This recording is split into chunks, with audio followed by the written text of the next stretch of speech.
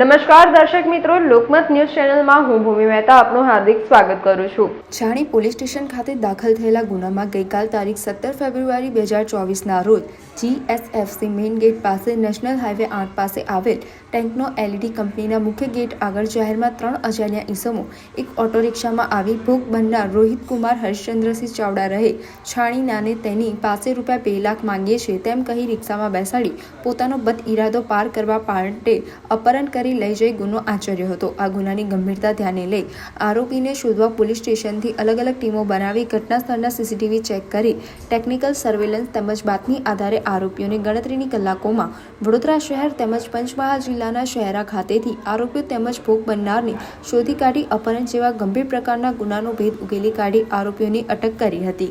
નમસ્કાર દર્શક મિત્રો, લોકમત ન્યૂઝ ચેનલમાં હું ભૂમિ મહેતા આપનું હાર્દિક સ્વાગત કરું છું। વડોદરાના નવાપુરા વિસ્તાર ખાતે આવેલ ખારવાડમાં રેસિડેન્શિયલ વિસ્તાર હોવા છતાં કેટરિંગનો ધંધો કરતી મહિલા પોતાના ઘરે ઓર્ડર હોવાને કારણે ગેસ પર કુકર ચડાવ્યું હતું, જે પ્રેશરને કારણે ફાટતા ધડાકાભેર અવાજ થતાની સાથે વિસ્તારના લોકો ફફડી ઉઠ્યા હતા અને સ્થળ ઉપર આવી પહોંચ્યા હતા। ઘટનાની જાણ ફાયર બ્રિગેડને કરતાની સાથે જ ફાયર બ્રિગેડ પણ ઘટના સ્થળ પર દોડી આવી હતી। આ બનાવમાં સૂત્રો દ્વારા મળતી માહિતી મુજબ 2 દાજ્યા છે, જેમને 108ના મારફતે SSG હોસ્પિટલ ખાતે સારવાર અર્થે લઈ જવામાં આવ્યા છે। રાત્રે ઉલ્લેખનીય છે કે રેસિડેન્શિયલ વિસ્તારમાં કેટરિંગનો વ્યવસાય ધમધમી રહ્યો છે, ત્યારે વિસ્તારના લોકો આ જીવ પણ તાળવે ચોંટે છે, કારણ કે કેટરિંગના વ્યવસાય માટે મોટી સંખ્યામાં ગેસના સિલિન્ડરો મહિલાની ઘરની બહાર મૂકવામાં આવે છે।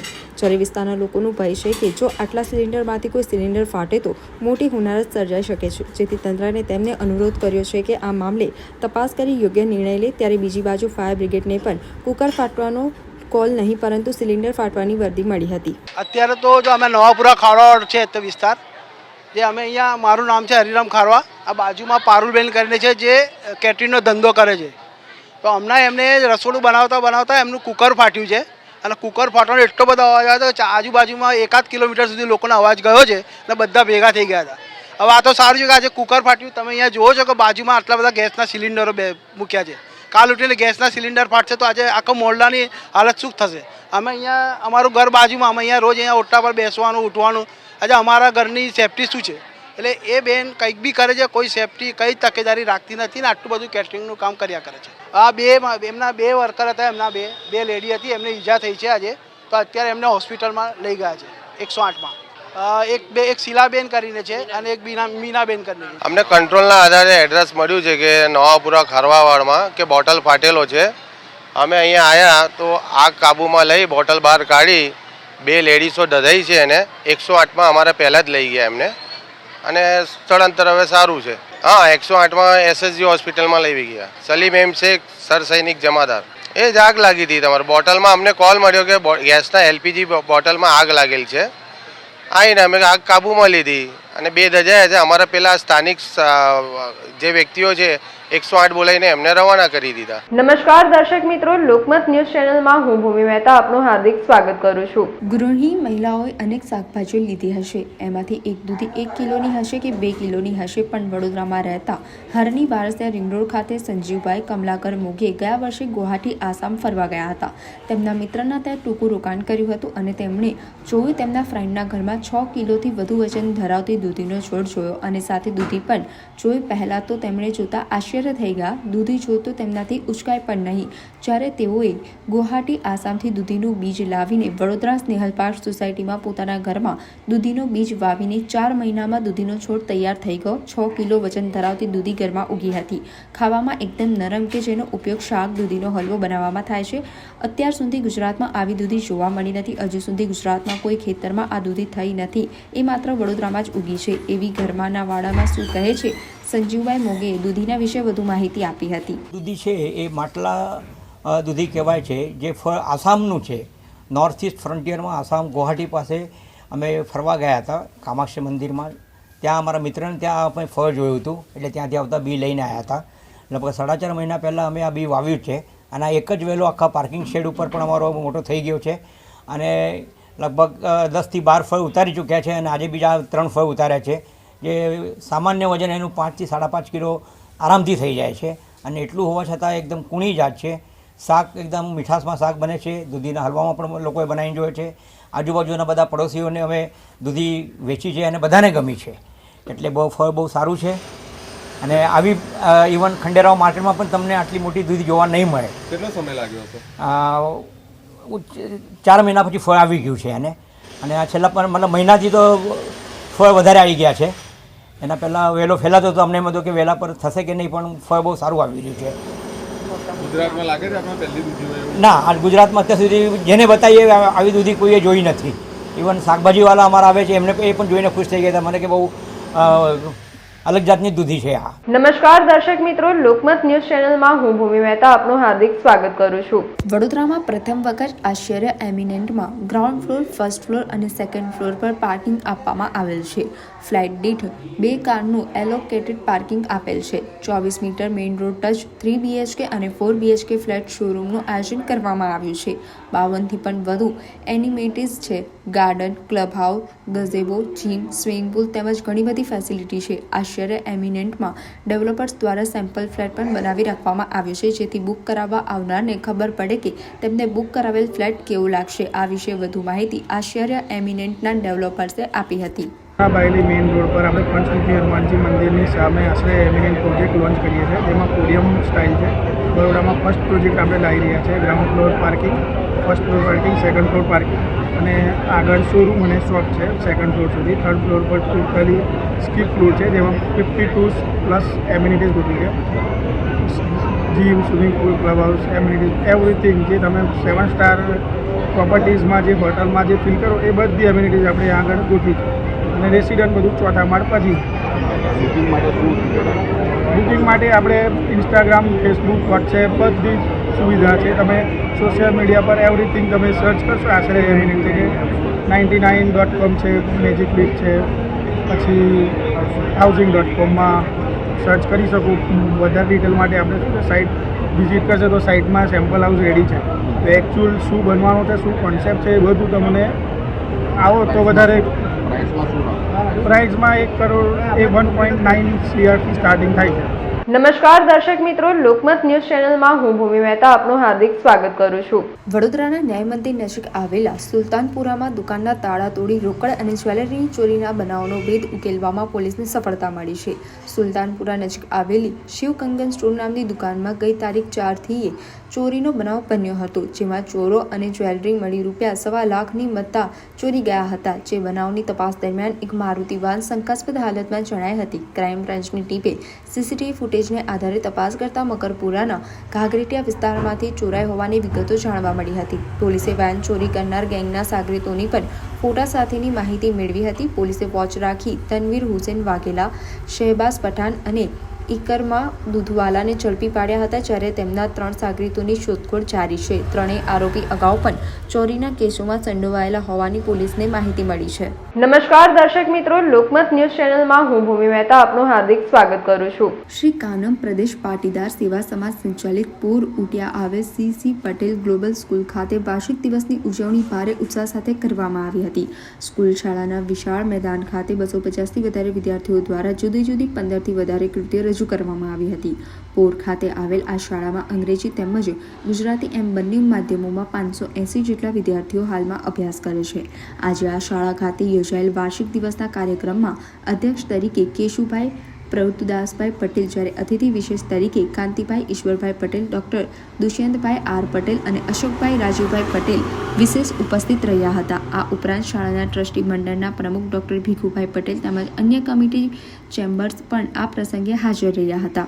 ઉડાન છૂના હૈ આસમાન થીમ ઉપર આયોજિત વાર્ષિક દિવસની ઉજવણીના શાળાના વિદ્યાર્થીઓ દ્વારા પોતાની અભ્યાસકીય પ્રવૃત્તિઓની સાથે સાથે સહ અભ્યાસકીય પ્રવૃત્તિઓની સિદ્ધિઓ માટે સન્માન પણ મેળવ્યું હતું. વિદ્યાર્થીઓ દ્વારા વિવિધ ગીતોના માધ્યમથી ડાન્સ દ્વારા વાર્ષિક દિવસની ઉજવણી કરવામાં આવી હતી.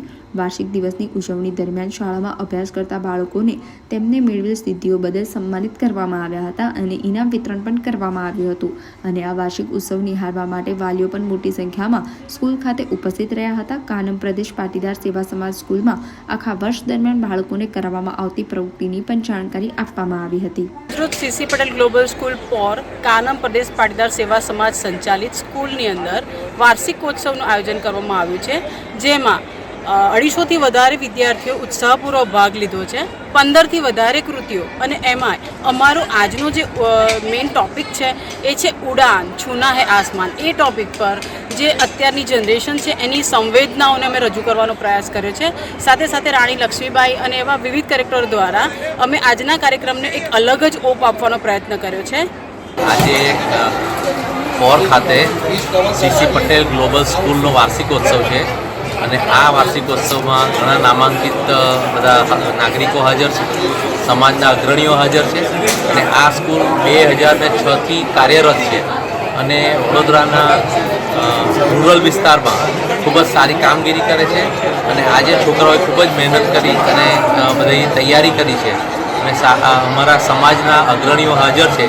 એમની સામે વિદ્યાર્થીઓ પોતાનું કૌશલ બતાવશે અને અમે સૌ વિદ્યાર્થીઓને પ્રોત્સાહિત કરવા માટે અહીંયા આવ્યા છે. આ સ્કૂલ ભલે એક ટ્રસ્ટ ચલાવે છે પરંતુ શહેરની સારામાં સારી સ્કૂલોને પણ હંપાવે એટલી શિક્ષકોની ક્ષમતા છે અને વિદ્યાર્થીઓ પણ ખૂબ જ સારું અહીંયા માર્ગદર્શન અને શિક્ષણ લઈ રહ્યા છે.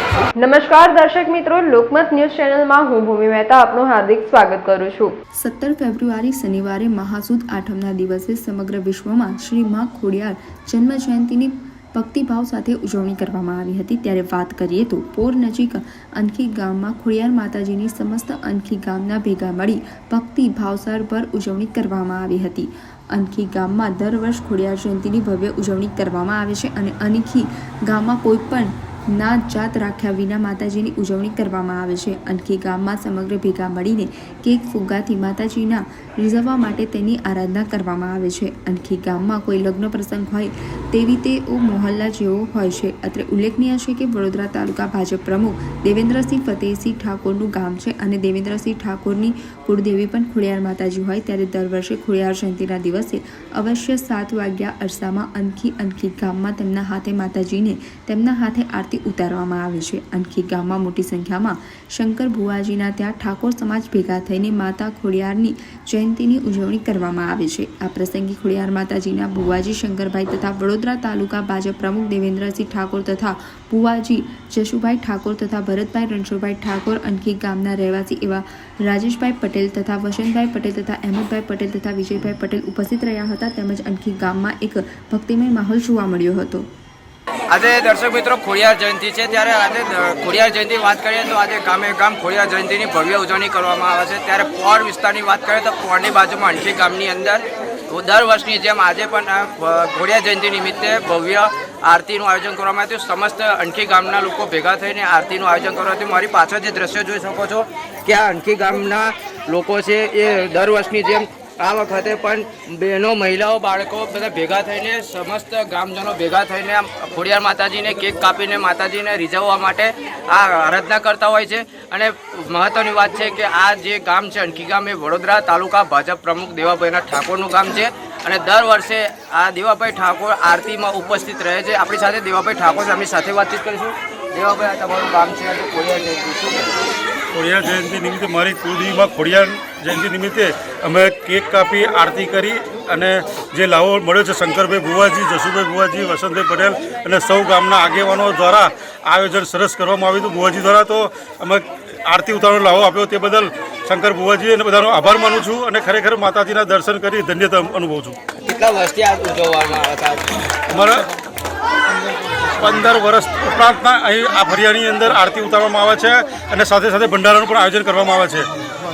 અને આ જે આરતી ઉતારવામાં આવી, કેક કાપવામાં આવી અને જે આ ગામે ગામ થાય જ છે, તો આ જે કેક કાપવાની દર વર્ષની જે દર વર્ષે કેક કાપીએ છીએ, સાથે સાથે ભંડારાનું પણ આયોજન કરીએ છીએ અને બહુ મોટો ભવ્ય આરતી ઉતારીએ છીએ. સાથે સાથે દરેક ખોડિયાર માતાના મંદિરે આરતીનો આજે પ્રોગ્રામ છે અને કેક પણ કાપવાની છે.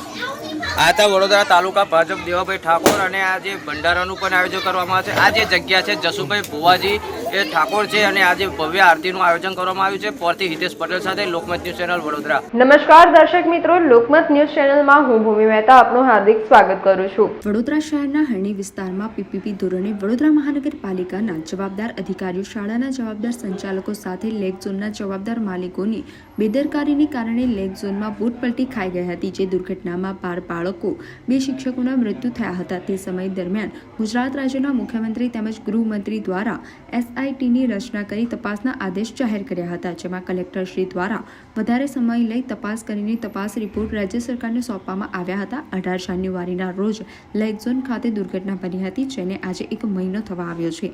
છતાં પણ રાજ્ય સરકાર દ્વારા કોઈપણ જાતનો રિપોર્ટ જાહેર કરવામાં આવ્યો નથી. જે રિપોર્ટમાં વડોદરા મહાનગરપાલિકાના કયા અધિકારીઓ જવાબદાર છે, શાળાના કયા સંચાલકો, આચાર્ય, શિક્ષકો જવાબદાર છે, લેક ઝોનના કયા માલિકો, કર્મચારીઓ જવાબદાર છે, તેનો રિપોર્ટ 1 મહિનો થવા આવ્યો છતાં પણ હજુ સુધી જાહેર કેમ કર્યો નથી.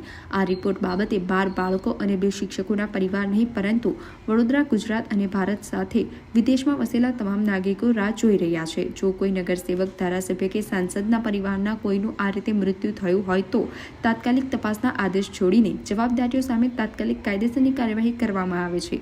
પરંતુ હાલ 12 બાળકો અને 2 શિક્ષકોના મૃત્યુ થયા છે, ત્યારે જવાબદારો કોણ છે તેનો રિપોર્ટ જાહેર કરવામાં આવ્યો નથી. શું 12 બાળકોને 2 શિક્ષકોના મૃત્યુ પાછળ જવાબદાર વડોદરા મહાનગરપાલિકાના અધિકારીઓ અને શાળાના સંચાલકોના નામ છુપાવવામાં આવી રહ્યા છે? કેમ છુપાવવાનો પ્રયત્ન કરવામાં આવી રહ્યો છે? શું નાની માછલીઓ પકડીને મોટા મગરોને બચાવવાનો કોઈ ખેલ ખેલાઈ રહ્યો છે? વડોદરા મહાનગરપાલિકાના અધિકારીઓના નામ પણ કેમ બહાર આવતા નથી? શાળાના સંચાલકો, આચાર્ય અને શિક્ષકો સામે પણ કાર્યવાહીના કોઈ પણ સંકેત કેમ દેખાતા નથી?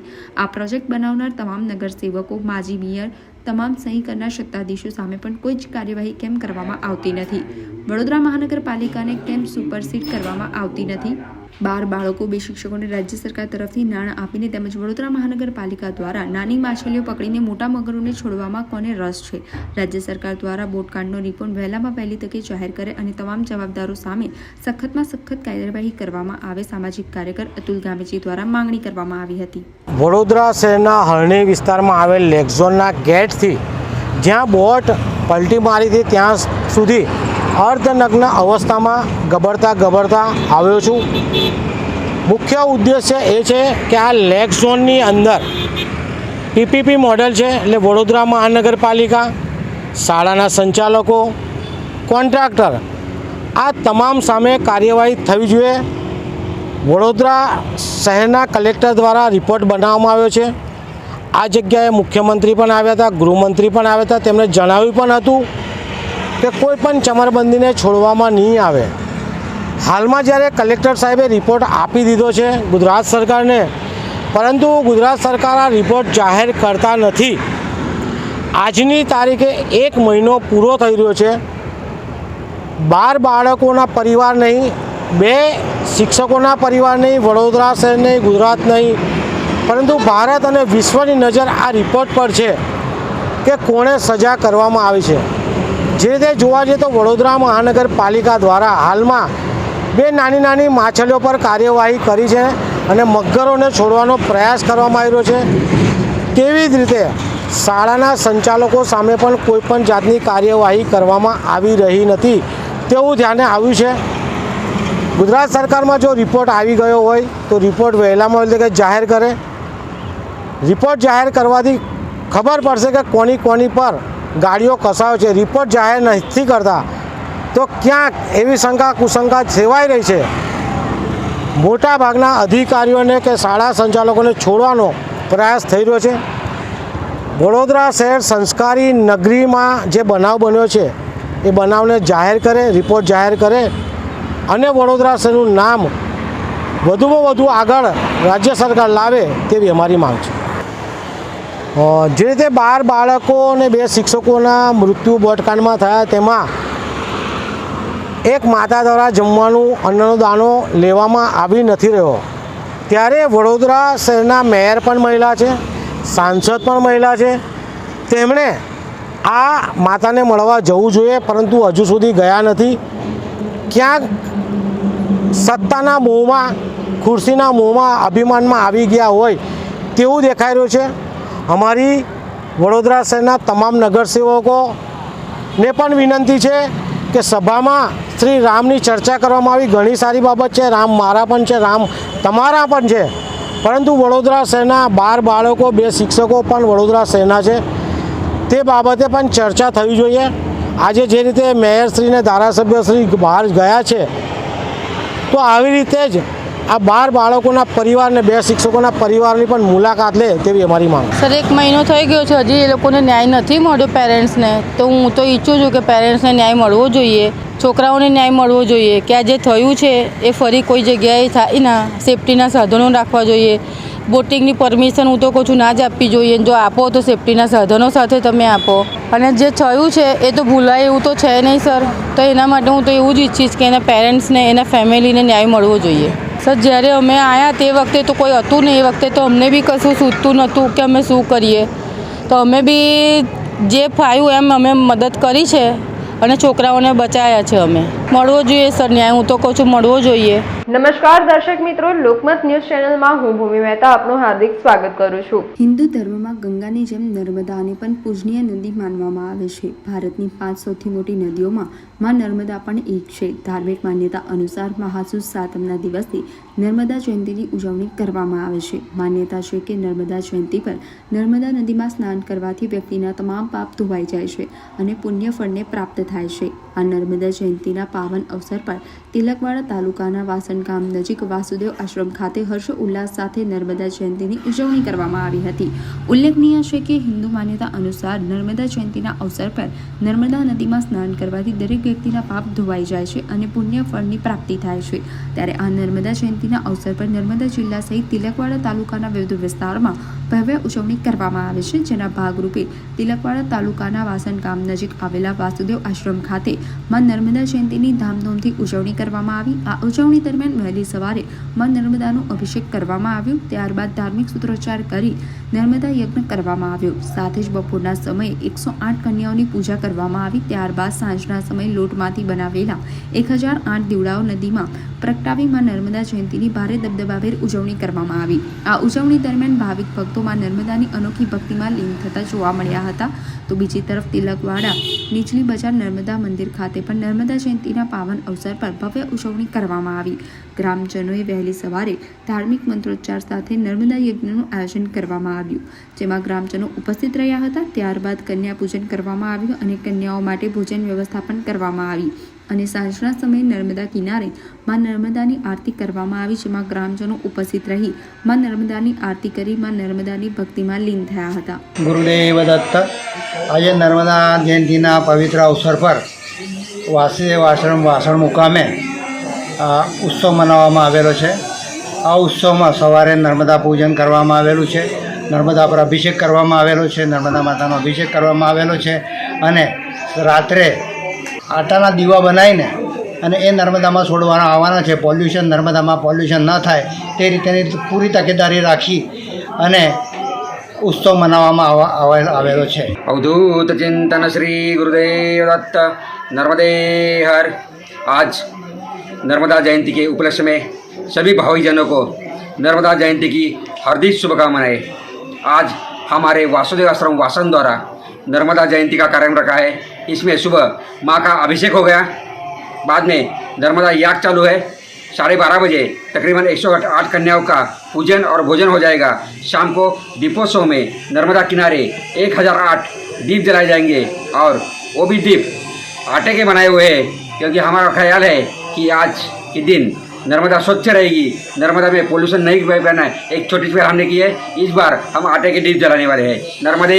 નમસ્કાર દર્શક મિત્રો, લોકમત ન્યૂઝ ચેનલમાં હું ભૂમિ મહેતા આપનું હાર્દિક સ્વાગત કરું છું. ગુજરાત સરકાર તરફથી દર વર્ષે વિશ્વ કૃમિ દિવસે પ્રાથમિક શાળામાં નાના બાળકોને કૃમિની દવા ખવડાવવામાં આવતી હોય છે. આ કાર્યક્રમ અંતર્ગત આ વર્ષે પણ આરોગ્ય કેન્દ્રના કર્મચારીઓ દ્વારા નર્મદા જિલ્લા સહિત તિલકવાડા તાલુકાની વિવિધ વિસ્તારોમાં આવેલી પ્રાથમિક શાળાના નાના બાળકોને કૃમિની દવા ખવડાવવામાં આવી હતી. જેના ભાગરૂપે વાડિયા કાલાઘોડા પ્રાથમિક શાળાના નાના બાળકોને કૃમિની દવા ખવડાવવાથી 10થી વધુ બાળકોની તબિયત લથડી હતી. ઘટનાને પગલે પ્રાથમિક શાળાના શિક્ષકોએ 108 એમ્બ્યુલન્સ મારફતે તમામ બાળકોને તિલકવાડા પ્રાથમિક આરોગ્ય કેન્દ્ર ખાતે લઈ આવ્યા હતા.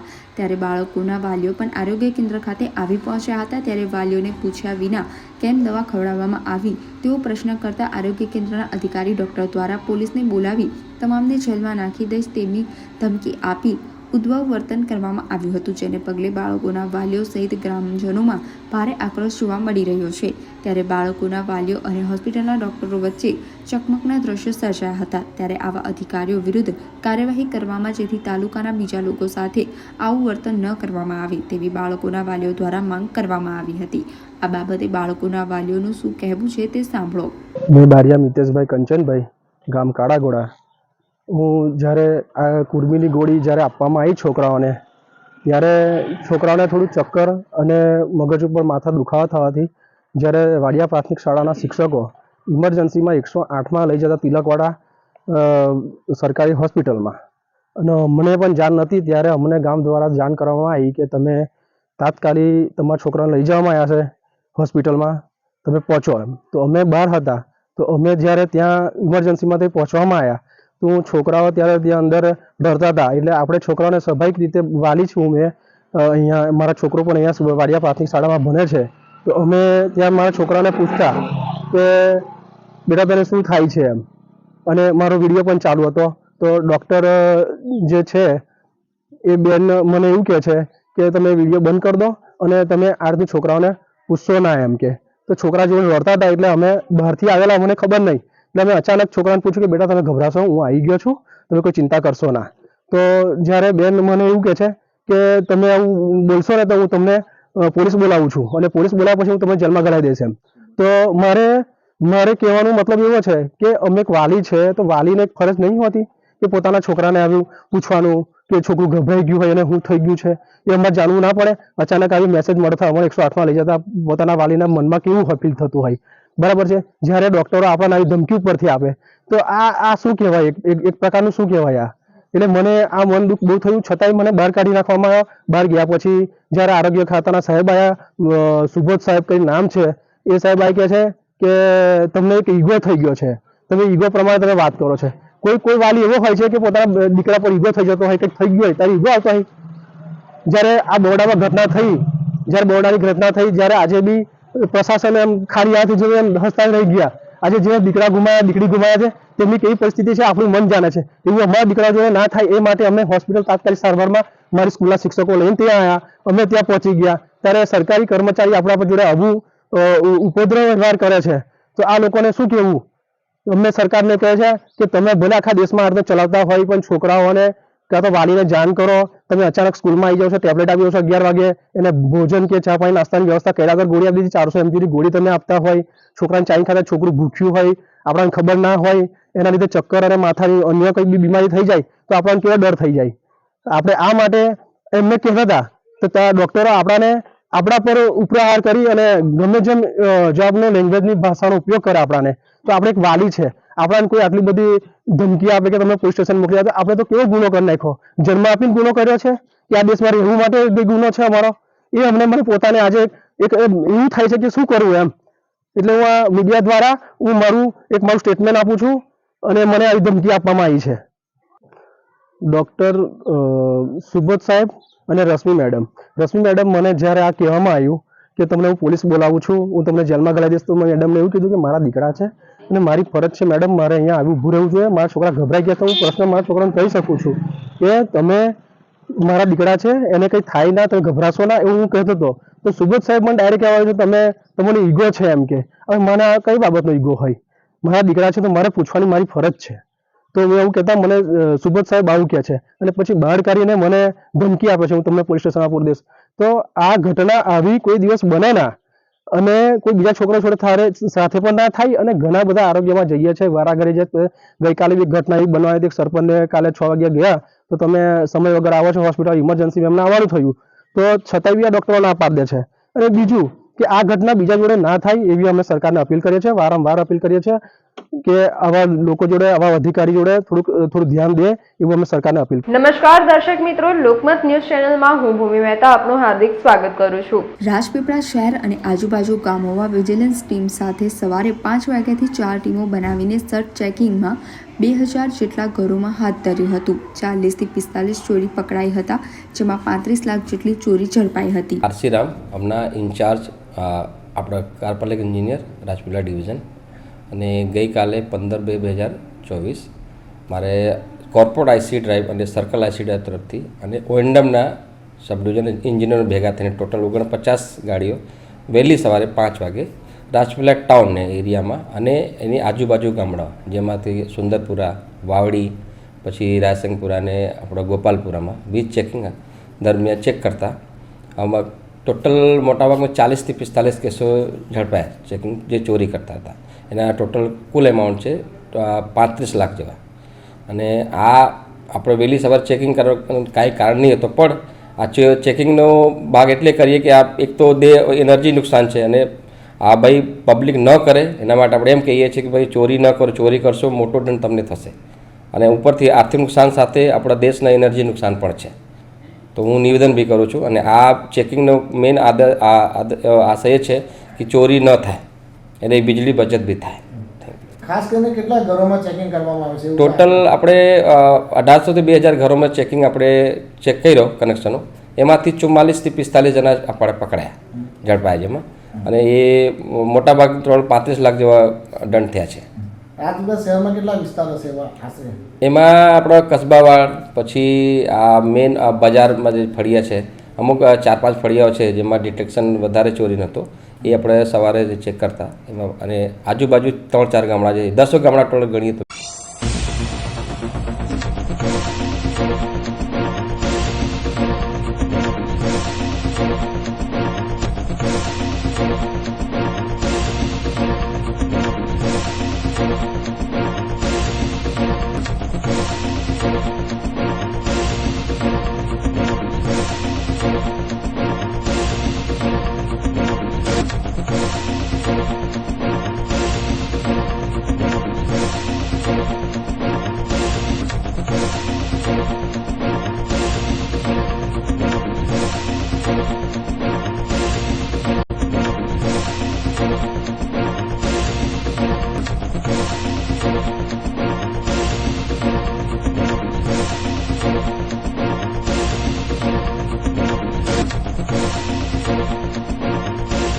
સમાચારોના સતત અપડેટ મેળવવા માટે લોકમત ન્યૂઝને યુટ્યુબ ઉપર સબસ્ક્રાઇબ કરો, બેલ આઇકોન દબાવો અને અમારી સાથે જોડાયેલ રહો ફેસબુક, ઇન્સ્ટાગ્રામ અને ટ્વિટર ઉપર.